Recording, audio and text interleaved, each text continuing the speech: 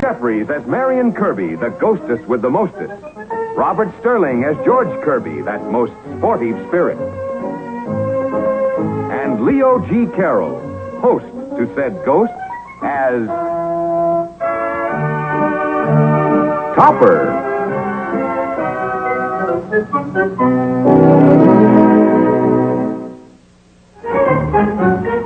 Behold Cosmo Topper, conservative banker, good citizen, loving husband. Now, don't jump to conclusions. Topper is indeed talking to somebody, even if he's not visible at the moment. That's George Kirby. He's been dead for quite some time.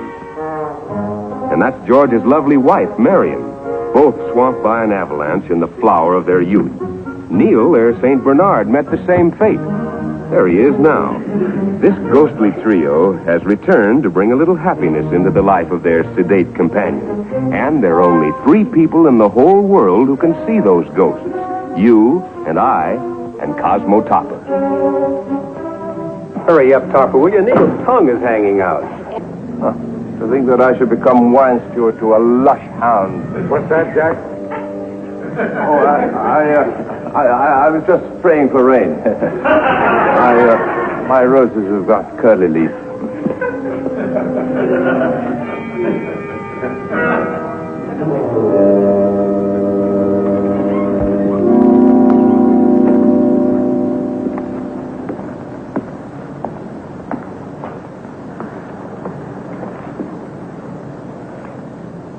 What a sneak. He's writing on a ticket. Well, don't just sit there invisible. Do something. You sit still, Neil. I'll handle this.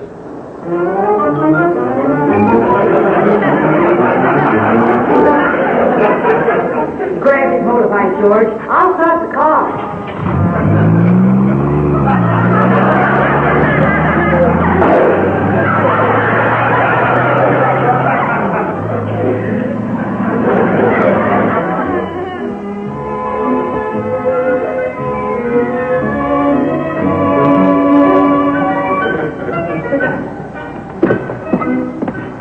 All right, Jack, how is it done? How's what done? You're driving, I'm chasing you, and we're here.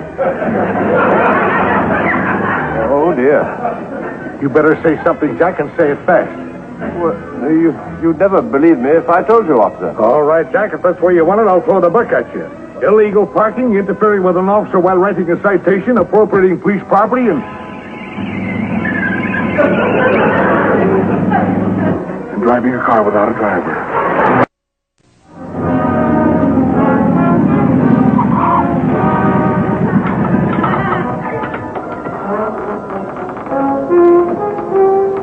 Now what? That cop grabbed Topper, you know. Well, maybe it wasn't such a good idea after all, huh? I feel awful. Well, I'm miserable. Think how he feels. Topper has his gin. Let's go home, honey. I know Topper. He'll think of some great excuse and get out of it. For once in my life, I'm not too sure.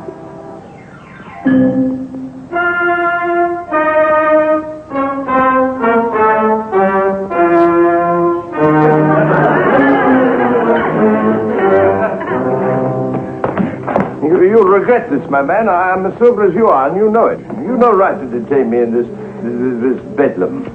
And what's more, I refuse to let you examine me. Now, cool off, Jack. Well, my name's not Jack. Why does everybody persist in calling me Jack? Now, don't get too excited, my friend. Nobody's going to hurt you. I've seen thousands of them come and go. I tell you, I don't belong here. That's what they all say. Well, it's true. The only reason I'm here is because I was arrested by an overzealous policeman. Oh, drunk, I suppose? Oh, well, he certainly looked it. You mean me? Well, certainly not. I scarcely take more than a single cocktail in a month. Well, this isn't mine. I bought this for the dog. My friend's dog. He's a St. Bernard. You may as well sit down, and I'll give you the whole story. You see, it all happened about a year ago. You see, this is delightful, but quite irresponsible couple are George and Marion Kirby. They live with me. The only thing is, They're dead. Oh, yes. The dog, too. It all happened about a year ago. George and Marion Kirby were very much alive then. And by way of celebrating their 5th wedding anniversary, they pushed off on a skiing trip, since they both loved the sport.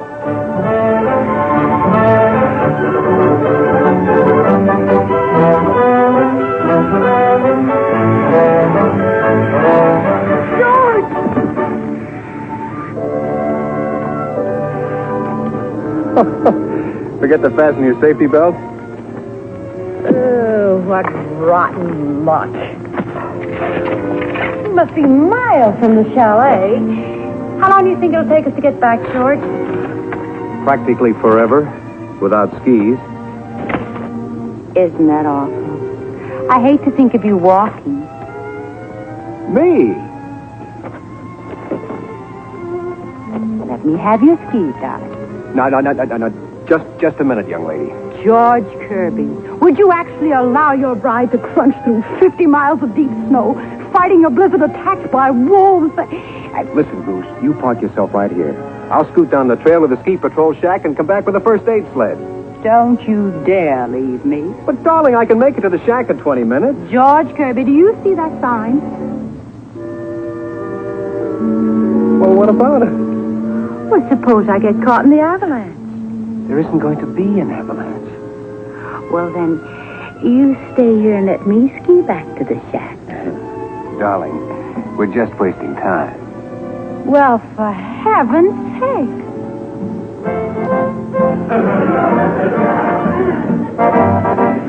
What dog is drunk? He's stiff as a goat. Well, that's the first time I've seen a St. Bernard who couldn't carry his liquor. He's so fighting with the stuff, George. No, but you'll have an awful hangover in the morning. You probably need a little of the hair of the dog. Give him an aspirin. Give him an aspirin? He's supposed to be saving us. Dog, you ought to be ashamed of yourself. Don't shout at him. You'll give him a headache. I'll give him a headache, all right. What do you mean coming on a job loaded to the gills? I've got a good mind to report you to the... What's what? That noise. George, it's the avalanche.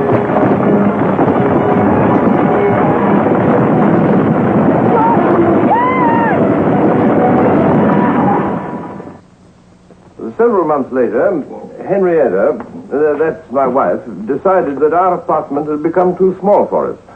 I had an appointment with a real estate agent to see a house. That was 3 months ago, Mr. Topper, and they never did find the bodies. Yes, but is all this legal? I mean, how can you sell a house if you can't produce the corpus delicti? Or is it corpi delictus? After all, if all you told me about the Kirbys is true, they were quite an irresponsible couple. They sure were, Mr. Topper. Exactly. And it's just possible they may be off on some merry jaunt somewhere and not dead at all. I don't care if they're dead or alive. They only made the first payment on the house, and our office got orders from the loan company to sell. I see. Then I may safely assume that the house has reverted to this loan shark. Loan company. Quite. And there'll be no question of future litigation. Oh, none whatever. Would you like to go inside? Well, perhaps we'd better wait for Mrs. Topper. After all, she's the one you've got to please, you know. Why, hello, Mrs. Topper. No. I just found out from Addie Stevens. Do you know whom this house belongs to? Yes, dear, the loan shark. Loan company. It belongs to the Kirbys. But... And you know what happened to them? Mrs. They were Topper... supposed to have died in an avalanche, but the bodies were never found. I wouldn't set foot in that house until they bring back the bodies. My dear Henrietta, what possible use could we have for a pair of frozen bodies? I don't want any bodies. Mr. Moulton, you have no right to put this house on the market until you have proof that... I've been all through that with Mr. Topper, Mrs. Topper. Our office got orders from the loan shark to... Company. I mean... It's quite all right, dear. Even if they do show up. Frozen or otherwise, they have no legal claim. Positively ghoulish. I wouldn't set foot in the house. Oh, but Henriette... Don't argue, Cosmo. I wouldn't go in that house, not even if you dragged me. Mrs. Topper, I'm sure you'll feel different when you've seen the inside of the house. It's really quite cheerful. Yes, thought. Besides, we don't want to live in an apartment all our lives. At least there aren't any corpses in our apartment. Very well, Cosmo, if you insist. But I'm not going to take it. Once inside the house, my wife decided that it all looked rather cheery, so she went off with Mr. Moulton to see the upstairs part. In the meantime, she asked me to pace off the living room to see if our carpet would fit. 10, 12. 13, 15. 16. Said what? 16. You did. I said 15. Cheer up. George can only count to 20. Oh, stop it, will you? Stop what? Stop hiding. Where are you? Where are you? Ah, you're cold. Still cold. Ah, getting warmer. See anybody? Of course you don't. We're invisible. I don't believe it. Who did that? I did. Now do you believe it? No. Yes. Well, make up your mind. This is impossible. This is impossible. You're repeating yourself. Maybe he has a limited vocabulary. I don't feel well. That's no reason to sit on my wife's lap. It's all right. I rather like it. Oh, Oh, isn't that fun? He does bird imitation. Do some more, Cosmo. I need a drink. Now you're making sense. This way, old man. I'll have it for you in a jiffy.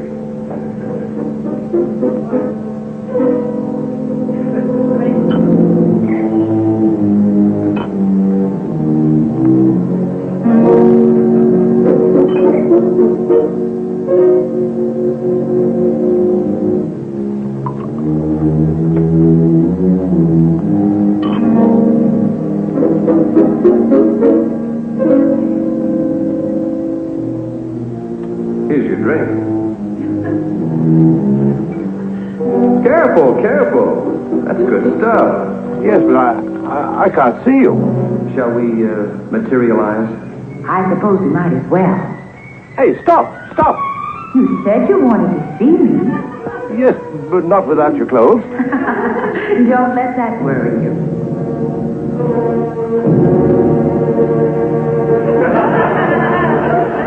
Say, how's that? Very nice. Well, here I come, ready or not. Well, now, I'm ready for a drink. Materializing always does wear me out. Would you mind telling me just who you are? Oh, haven't we introduced ourselves? Oh, what a shame. I'm Marion Kirby, and that oaf at the bar is my husband, George. Oh, how do you do? How do you do? The Kirbys? But you can't be the Kirbys. We can, too. The Kirbys are dead. You said it. Dead as doornails. Oh, would you mind, old man? Thank you. Darling? Cheers. Cheers. No, you must forgive me for being a bit nervous, but I have never met any ghosts before. Don't mention it. We haven't met any alive people in quite some time either. Not since the accident. Do you mind telling me exactly what happened? Not at all. A couple of months ago. A couple of months ago, it was our 5th anniversary. Congratulations. Don't mention it. We went skiing and ran smack into an avalanche. Neil, too. Neil? Who's Neil? That's Neil.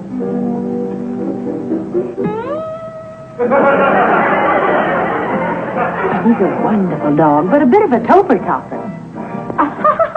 Say, George, that's pretty good. Topper-topper. Really? Come, Mr. Topper. It's not as funny as all that. I was laughing at something else.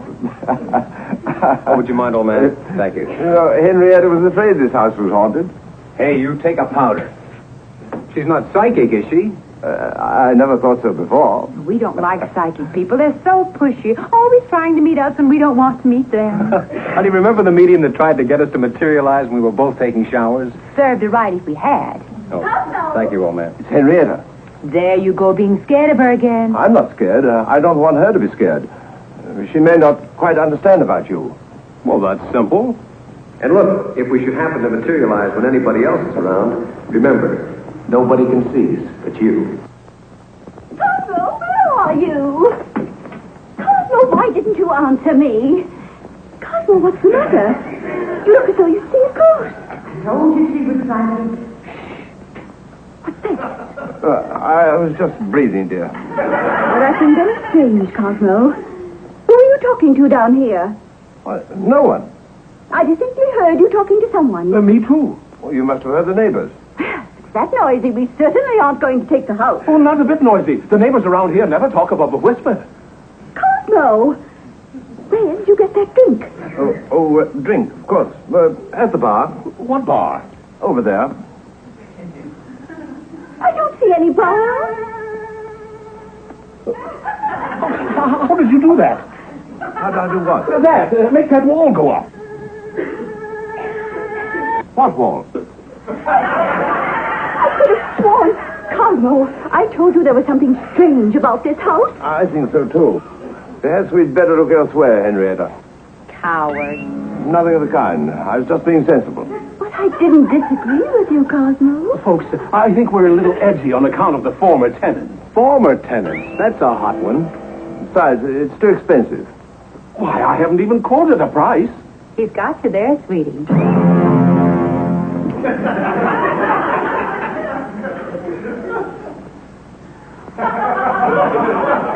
Is this the only one you've had, Cosmo?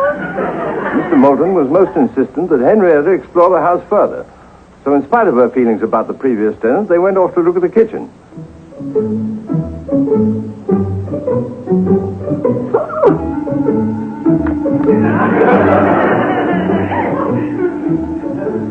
I never heard anything so outrageous. Is something wrong, dear? Do you know what they're asking for this house? Outrageous. Let's go. I haven't told you yet. Pay it, Papa. We'll make it worth it. We'll make you young again. How much is it? $28,000. Out of the question. What's each to last? $1 million less. After all, Mr. Topper, the Kirbys agreed to pay almost twice that amount. We did not. They did not. How do you know? We paid 27. They paid 27. Cosmo, how do you know? Well, as a matter of fact, I looked up the deed in the county clerk's office. Stout fellow. When did you do that? None of your business. That's Deligan. Well, I might have been mistaken, but... Cosmo, I never thought you could be so smart. You must have looked it up before you came here. I ought to report you to the Board of Fair Trade. See what happens, Topper? You've only been with us 10 minutes, and already your wife's beginning to respect you. Think what would happen in 20 minutes. Well, if what you say is true, I could cut the price a trifle. I'll give you 20,000. 20,000? What's more, that's for the furniture. Cosmo, I'm not sure. I'm sure. Not a cent more. But, Mr. Topper, a house in this condition... It's in terrible condition. It's in terrible condition. What? Tell him the plaster's starting to scale. George, get busy. Plaster starting to scale. Where? Over there, on the mantel. Over there, on the mantel.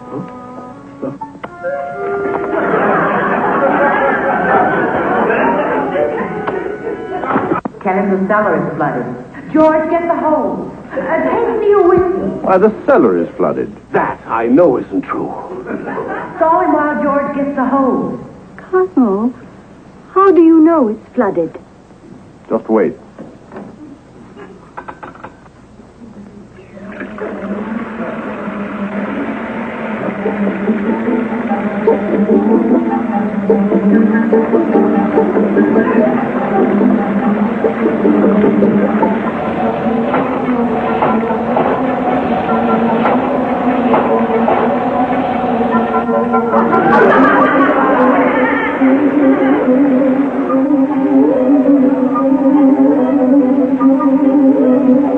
I'll show you how wrong you are. Look, I'll make a deal with you. If it isn't flooded, you get your 20,000. If it is, the house goes for 16. Mr. Topper, you've just lost yourself some money.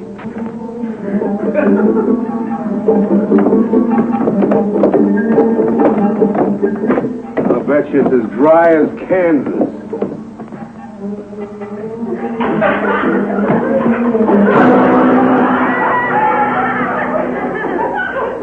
that? Of course not. I didn't touch him. I did.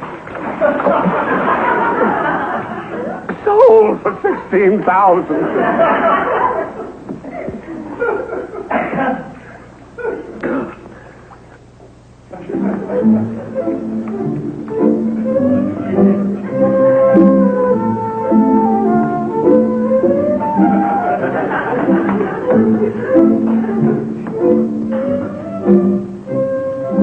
No wonder you didn't have time to measure the room. Oh, Cosmo, you're wonderful. Oh, it was nothing really. Let's go home and start packing right away. What is it, dear? Something else wrong? No, everything's fine. Goodbye, darling. Until you move in, old man. Henrietta, I'm beginning to feel young. Why, Cosmo, you are beginning to feel young. Well, there it is. I've never told the story to anyone before, and I take my oath I'll never tell it again. I never heard anything like it. Now, look, you could see that I'm not intoxicated, can't you? Well, you look sober enough to me. And will you please say that I'm released from this place at once, Doctor? Doctor, I'm not a doctor. You're not? Heck, no. I just come here to paint the bathroom.